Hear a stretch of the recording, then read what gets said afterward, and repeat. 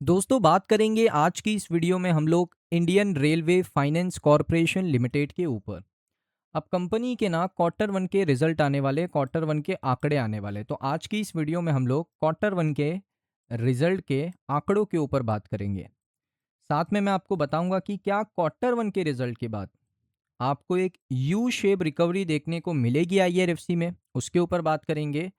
और ये गिरावट का रीज़न क्या था, ये जो गिरावट आई है 80 से, क्योंकि एक 100 रुपये का प्राइस था जो कि एक वैल्यू रखता था, क्योंकि 3 डिजिट में प्राइस था 100 रुपये, यानी 3 डिजिट, 1, 2, 3।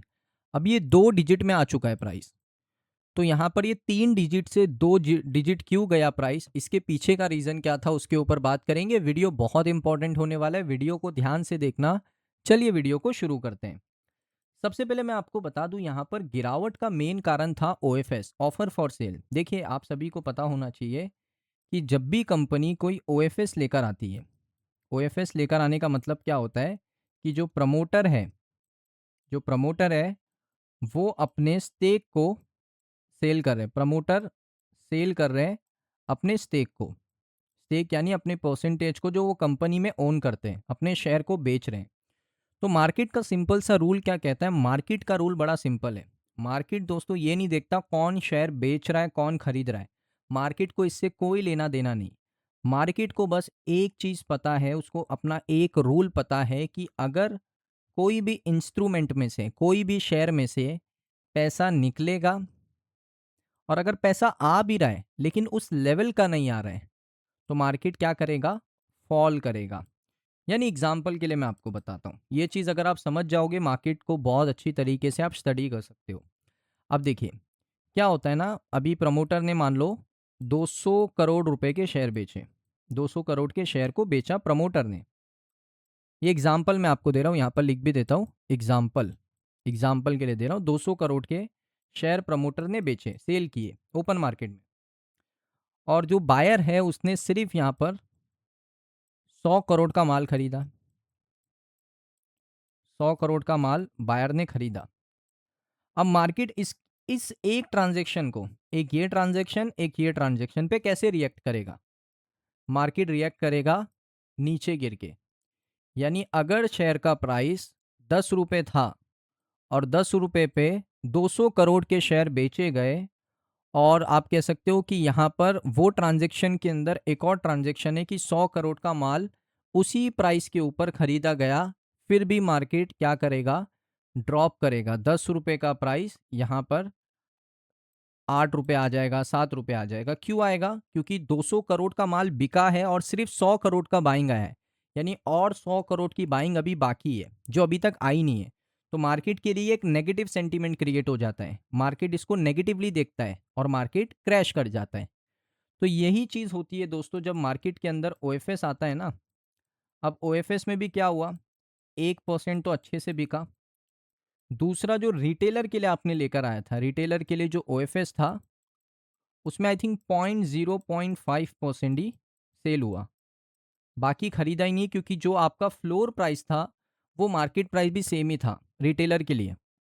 इंस्टीट्यूशनल बायर के लिए तो चलो 7-8% का डिस्काउंट था, रिटेलर के लिए कोई डिस्काउंट नहीं था। अगर मैं ओपन मार्केट में भी खरीदूँ सेम प्राइस मिलेगा, अगर मैं ओएफएस में भी खरीदूँ सेम प्राइस मिलेगा। तो कोई डिफरेंस नहीं था, इस वजह से रिटेलर ने पार्टिसिपेट ही नहीं किया। अब हुआ क्या, 1% तो बिक गया, बाकी का जो परसेंटेज था 0.5% ही बिका ना, बाकी का जो परसेंटेज था वो बिका ही नहीं। उस वजह से क्या हुआ, फिर यहाँ पर जो नए शेयर आए मार्केट में, जो नए बायर आए, उन्होंने बाइंग करना शुरू ही नहीं किया, उन्होंने बाइंग करना शुरू नहीं किया। तो ये मार्केट का दोस्तों रूल होता है कि उसको ये चाहिए कि अगर भाई 100 करोड़ का माल बिके, माल बेच रहा है कोई, किसने बेचा, 100 करोड़ का बायर भी रहना चाहिए, तो मार्केट रहेगा फ्लैट। अगर 100 करोड़ का माल है और 100 करोड़ का नहीं, माफ़ करिएगा, यहाँ पर 100 करोड़ का माल है और 200 करोड़ का बाइंग आ गया, एक्स्ट्रा बाइंग आ गया, तो मार्केट पॉजिटिव रिएक्ट करेगा। ये मार्केट का रूल होता है, कोई भी मार्केट निकाल लो, ये रूल होता है। अब दोस्तों यहाँ पर एक रिपोर्ट्स आ रही है, आईआरएफसी रिपोर्ट कर सकता है, अपना रिव्यू कर सकता है क्वार्टर वन का रिजल्ट 30 जुलाई 2026 को। 30 जुलाई डेट याद रखना, क्योंकि माइट भी चांस बन सकता है कि इस डेट के ऊपर कंपनी का रिजल्ट आ जाए। आज कितनी तारीख है, आज से डेट की बात करूँ ऑलमोस्ट 23 जुलाई है, 23 जुलाई है। तो 2-3 दिन में कंपनी ऑफिशियल डेट अनाउंस करेगी। आज 23 जुलाई है। 30 जुलाई तक या 31 जुलाई तक आपको कंपनी का रिजल्ट देखने को मिल सकता है। क्वार्टर वन का ऑफिशियल रिजल्ट आपको देखने को मिल सकता है 23 जुलाई को। आज 23 जुलाई है, तो 2 से 3 दिनों के अंदर एक ऑफिशियल नोटिस आएगा जिसमें कंपनी ऑफिशियल डेट बता देगी कि इस डेट को हमारा क्वार्टर वन का रिजल्ट आने वाला है। क्योंकि अभी रिपोर्ट्स ये निकल कर आ रही है कि 30 जुलाई को क्वार्टर वन का जो रिजल्ट का रिव्यू हो सकता है।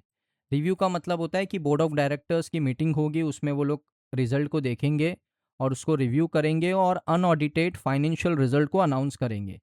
तो चांसेस हैं 30 से 31 जुलाई को आईआरएफसी का क्वार्टर वन का ऑफिशियल रिजल्ट अनाउंस हो जाए। अब दोस्तों एक्सपेक्टेशन क्या है? देखिए, मार्केट में क्या होता है ना, कोई भी नंबर आता है, जैसे आपने अगर सुना होगा सीपीआई डेटा आया, कॉस्ट कंज्यूमर प्रोडक्ट इंडेक्स वाला जो डेटा होता है, कंज्यूमर प्राइस इंडेक्स वाला, माफ़ करिएगा, सीपीआई डेटा। तो ये अगर पॉजिटिव आता है, इसका क्या होता है, एक होता है आने वाला है, एक फोरकास्ट होता है, एक प्रीवियस होता है। प्रीवियस होता है जैसे 4.5% और एस्टीमेट होता है, यानी फोरकास्ट होता है कि भाई यहाँ पर आ सकता है 5%। एक्चुअल अभी बाकी है, आया नहीं है। तो लोग इसके ऊपर रिलाय करते हैं कि अगर 5% का डेटा आया, मार्केट विल चला जाएगा। तो इसीलिए रिजल्ट भी जब आता है ना, रिजल्ट भी एक इम्पॉर्टेंट इवेंट है कोई भी शेयर के लिए, कोई भी कमोडिटी के लिए, कोई भी सिक्योरिटी के लिए जो एक्सचेंज होती है मार्केट के अंदर, जो ट्रेड होती है मार्केट के अंदर, उसके लिए रिजल्ट भी एक बहुत बड़ा इवेंट है। तो रिजल्ट में भी क्या होता है, एक होता है प्रीवियस इवेंट। इससे हमें ये पता चलता है कि भाई पिछली बार जब कंपनी ने रिजल्ट अनाउंस किया था, डेटा अनाउंस किया था, तो इतना आया था। एस्टीमेट क्या है, ब्रोकरेज नंबर्स देख के क्या यहाँ पर एस्टीमेट लगा रहे हैं वो पता चलता है। तो इसलिए मैं आपको एस्टीमेट बता रहा हूँ। एस्टीमेट ध्यान से देखो क्या है।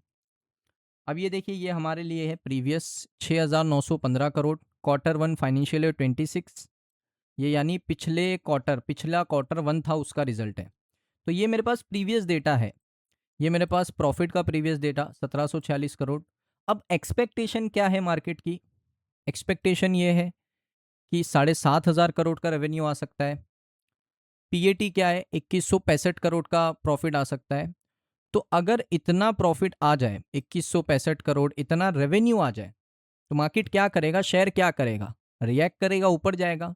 अगर इसके नीचे का डेटा आता है या इसके बराबर का आता है, तो मार्केट क्या करेगा, शेयर क्या करेगा, फ्लैट रहेगा। अगर इससे भी खराब डेटा आता है, यानी अगर कंपनी सिर्फ 6,000 करोड़ का रेवेन्यू करती है, प्रॉफिट यहाँ पर से आप कह सकते हो 1,200 करोड़ का करती है, तो क्या रिएक्शन होगा शेयर का? प्राइस नीचे गिरेगा। बस ये दिखाने का इतना ही मकसद है कि यहाँ से कॉन्टेक्स्ट पकड़ लो कि अगर यहाँ पर एस्टीमेट से अच्छा रिजल्ट आया, शेयर बाउंस बाउंस बैक कर सकता है, रिकवरी आ सकती है। अगर फ्लैट रिजल्ट आता है, यानी प्रीवियस रिजल्ट से सेम रिजल्ट आता है, शेयर फ्लैट रहेगा, कंसोलिडेट करेगा। अगर उससे भी खराब आता है, प्रीवियस से भी खराब आता है, तो शेयर नीचे गिर जाएगा, क्रैश करेगा। बड़ा सिंपल है दोस्तों। तो ये चीज़ देखना ज़रूरी होती है। अगर आप देखोगे टेक्निकली भी, तो शेयर अभी बिल्कुल साइडवेज है। जब से ओएफएस आया उसके बाद एक करेक्शन, थोड़ा रिकवर हुआ, लेकिन अब बिल्कुल साइडवेज है। तो यहाँ से कुछ लगाना हिसाब किताब बड़ा मुश्किल है। सो दोस्तों, ये वीडियो कैसा लगा आपको कमेंट सेक्शन में बताइए। अगर आपको वीडियो अच्छा लगा, वीडियो को लाइक करें। मिलता हूँ मैं आप सभी लोगों को नेक्स्ट वीडियो के अंदर।